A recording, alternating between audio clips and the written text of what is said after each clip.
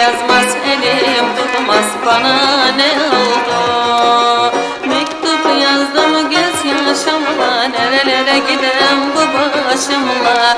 Kalem yazmaz, elim tutmaz, bana ne oldu? Sen yazarsan ben yazamam, gel diyorsun gelemem. Hayranlar gülmez olsun, bana ne oldu? Sen yazarsan ben yazamam, gel diyorsun gelemem. Hayranlar gülmez olsun, bize ne oldu?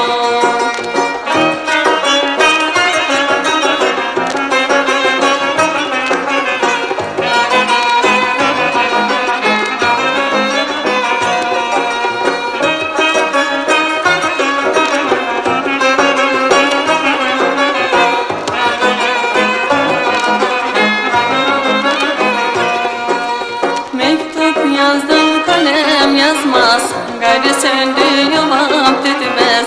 Talih dedim o da gülmez, bana ne oldu? Mektup yazdım kalem yazmaz, gayrı söndü yuvam tütmez. Talih dedim o da gülmez, bana ne oldu?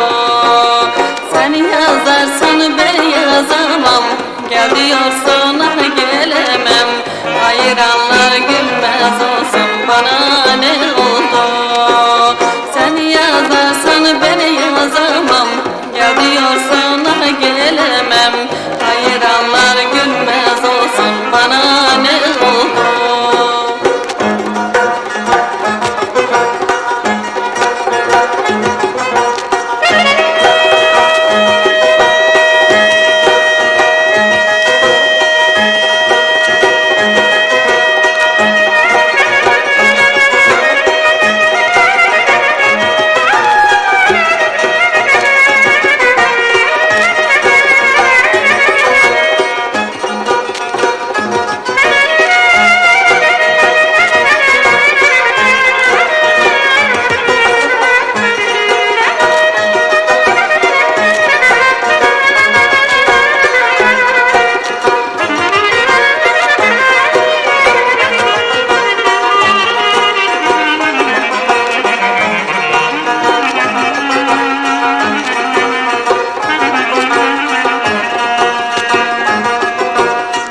Yazarsan ben yazamam, gel diyorsun gelemem.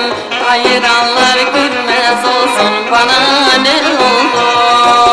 Sen yazarsan ben yazamam, gel diyorsun gelemem. Hayranlar gülmez olsun.